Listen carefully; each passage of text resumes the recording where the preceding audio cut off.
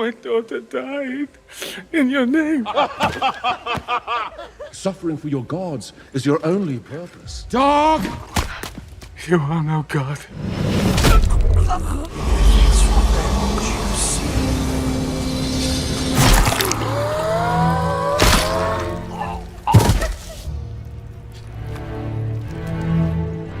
The sword chose you. Feels like a promise. So this is my vow. All gods will die. The movie opens with Gore and his daughter, who are starving in a desert. They are both the last survivors of their race. Gore puts his ailing daughter on the hot ground and begs the god Rapu for water and sustenance. Not for him, but for his daughter. Soon, his daughter dies, and he buries her under the sand. After some time, he hears some voices calling him. He approaches the voices and finds some fruit in an oasis.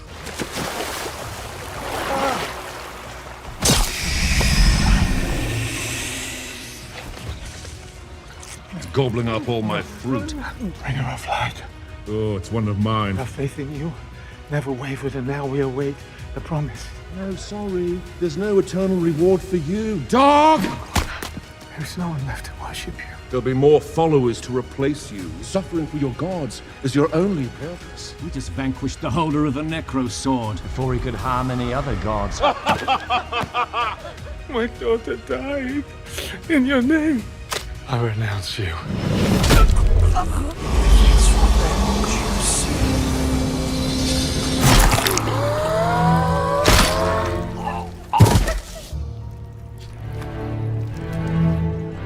The sword chose you.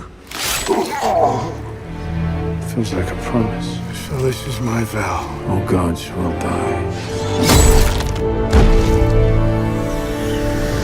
Korg, a warrior, tells a group of Asgardian children about Thor Odinson, the legend of the space Viking and the god of thunder.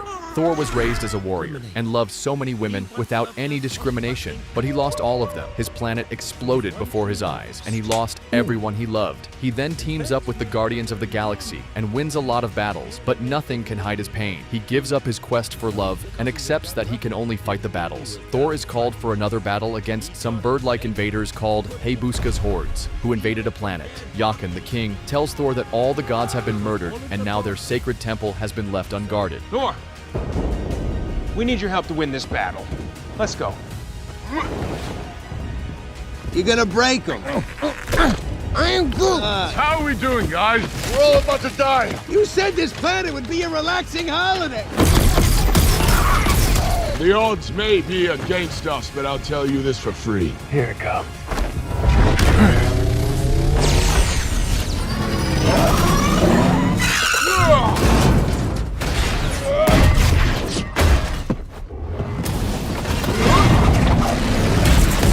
He's not going to go into the temple, is he? No.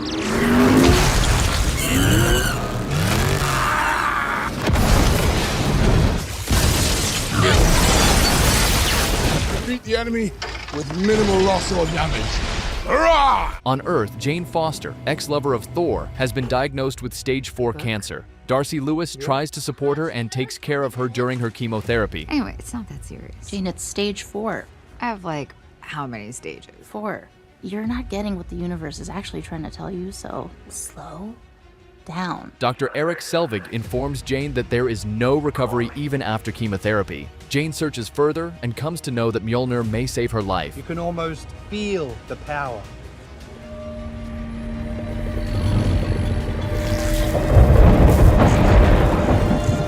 Jotun, the king of the land, rewards Thor with 2 giant goats for saving their planet. They are wonderful. Oh, look at that. Those things are beautiful. They also scream quite a lot. They'll be fine. They should live with us forever. On the remote.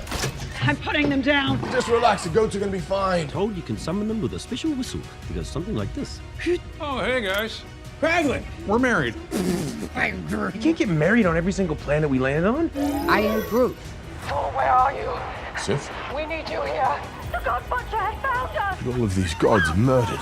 Thor, you gonna be okay? As you've grown too attached, damn it, I knew this would happen. You must go. Take care of my crew. Hurry up! not her. He decides to leave the Guardians of the Galaxy and travels with Korg to Sif's location using his Stormbreaker. They find injured Sif, who has lost her arm. She tells Thor that she wants to die on the battlefield. She also informs him that a madman trapped her when she was hunting him. The God Butcher is coming. Asgard is next. Gore and his group of berserkers attack the Asgardians, but Thor reaches there and smashes all the berserkers with his Stormbreaker.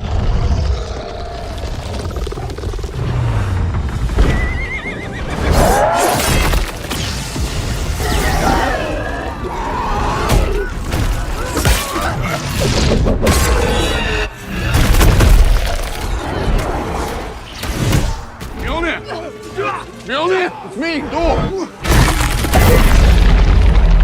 Mjolnir!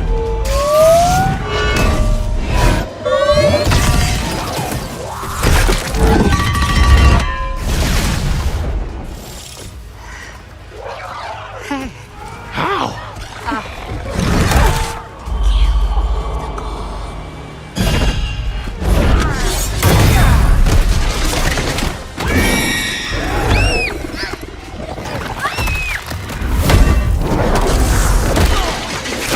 This is going to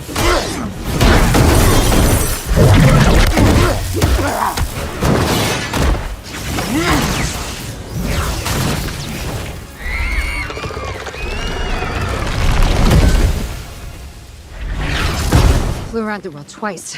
Nothing. The Asgardian people are in a panic because their children are in Gore's prison. Thor asks all of them not to quarrel, but to be united. Jane tells Thor that Gore travels through shadows and creates monsters with them. Thor tells Jane about the Necrosword, which is an ancient weapon that can slay gods, but it slowly corrupts and kills the man who wields it.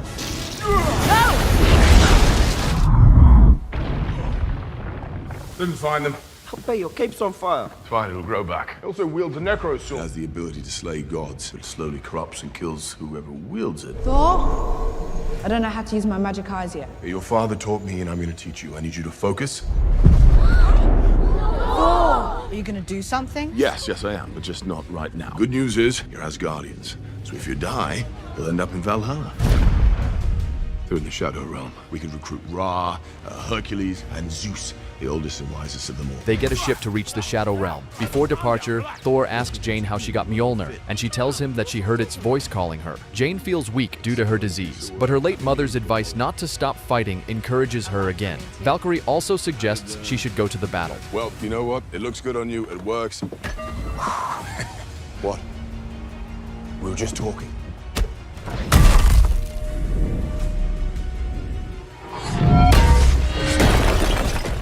Thor assures the Asgardian people that they will come back with children. They start traveling on their ship and soon reach the Omnipotent city first. While walking, Jane asks Thor if he has any other girlfriends, and he replies that he has no time for such things. All the children in the Shadow Realm are discussing Thor's adventures. Suddenly, Gore appears there and threatens them. Oh, this is ugly.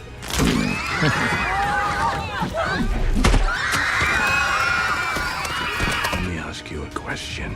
About gods meant to protect you, right? Thor is on his way. I'm counting on that. That's why you're here. Thor and his team reach the Golden Temple, which is the place of the most powerful creator gods. They disguise themselves and walk around to see different gods. Finally, Zeus, the god of lightning, makes his grand entrance. Thor is greatly inspired by Zeus and asks Jane not to interrupt as he is famous for his grand entrance. Zeus then announces the opening of the Holy Council of Gods. He's the god of lightning, I'm the god of thunder. Huge source of inspiration. You should lead with that when you ask him for an army. Where are we going to hold this year's orgy? Okay, maybe he's not that great. Oh no, not good. When the time is right, I'm going to talk to him. Time's right now. Who is talking? These guys. Let me be the first to say it is an honor and a privilege. No, I can't hear you. Why don't you take the stage? There's a maniac called the God Butcher who seeks to end us all. His destruction is everywhere, entire planets. We can crush him. If that's all, pretty boy, you go back to your seat and you be quiet. Zeus, we must do something. Take off your disguise. And flick! Flick too hard, damn it! Take off their disguise too. Oh no, don't flick us. It's cool. The god of thunder. But he's not thunder. Who do you think we are?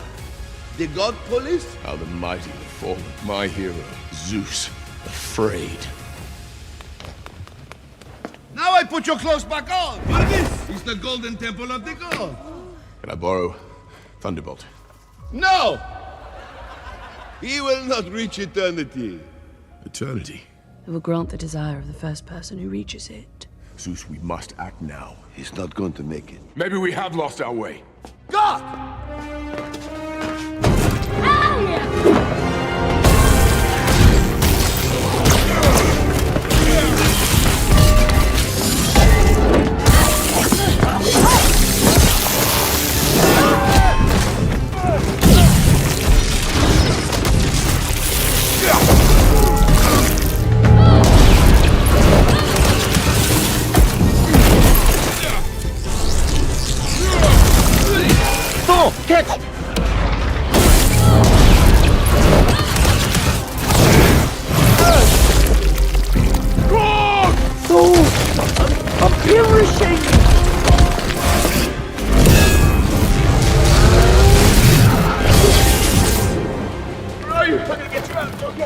Here I am! Okay. Guard him with your life. I will. Ready to go for a ride?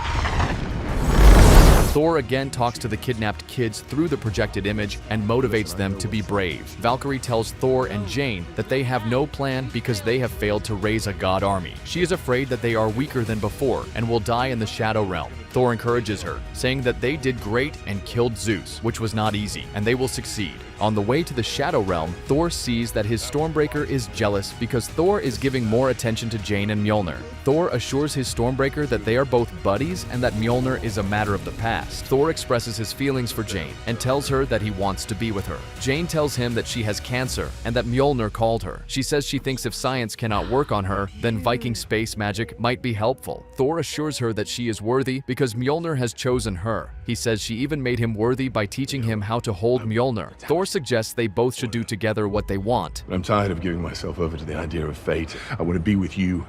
I have cancer. Well, that's why you came to New Asgard. Yeah, I thought the hammer. Mjolnir chose you, and it chose you because you're worthy. You made me worthy. So whatever you want to do, we can do together.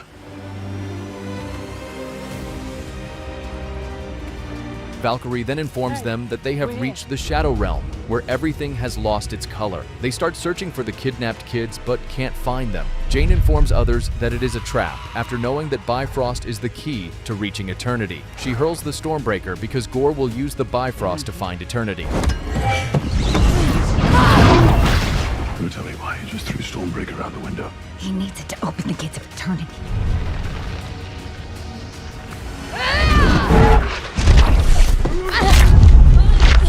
Call the axe. Don't call the axe when you call the dentist. Call the axe. You went to the gods for help and they did nothing. I'm truly creating peace. You're murdering innocent gods. Innocent? Your sisterhood was led to slaughter. You dare speak? Good chat. You're dying. I'm sorry. I know your pain. I had a daughter once, and she died. She does not have to grow up in a world of suffering and pain.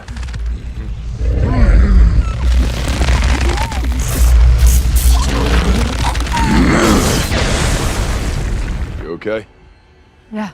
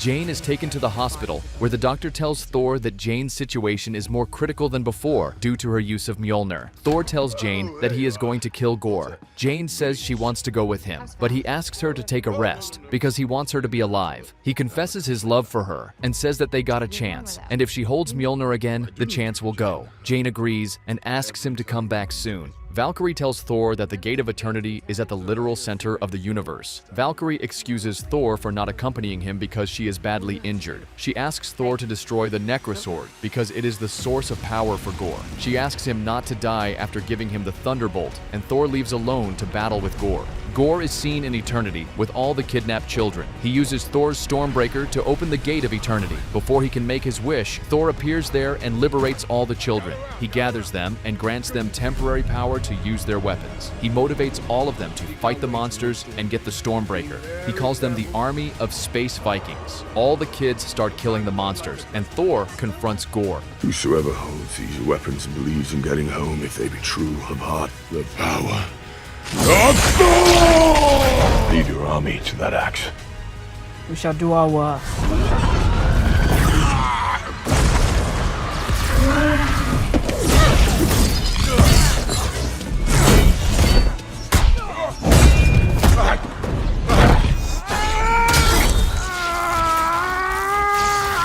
Gore starts overpowering him. On the hospital bed, Jane feels this and decides to reach for Thor's help.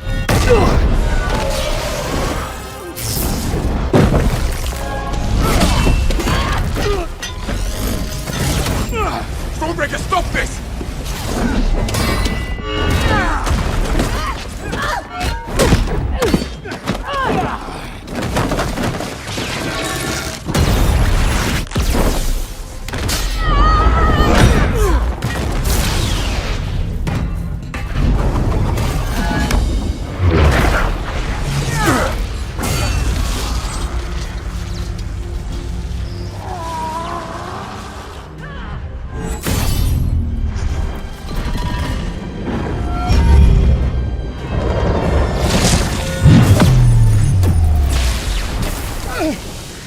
They find themselves in Eternity, where Gore is about to make his wish. Thor stops him, saying that he does not want revenge, but love. He says he feels his pain, but this is not the right way. He tells Gore that he wants to spend his last moments with Jane because he prefers love over revenge. He asks Gore to bring his daughter back instead of killing all the gods. Thor takes Jane in his arms, and this reminds Gore of his daughter. He says he is dying and his daughter would be alone if he brought her back. Jane assures Gore that his daughter would not be alone. Make your wish. She would have no one. She would be alone. She won't be alone.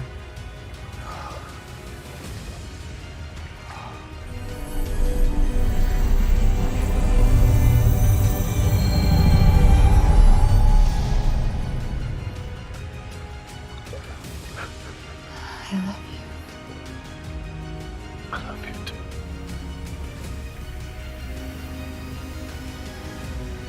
Before dying, Gore requests that Thor protect and raise his daughter, and he agrees. Korg keeps talking about Jane Foster, the mighty Thor, who has become a legendary hero for the Asgardians because her sacrifice saved the universe. Thor is raising Gore's daughter as his own, and he loves her so much. He has found a reason to live for and to love.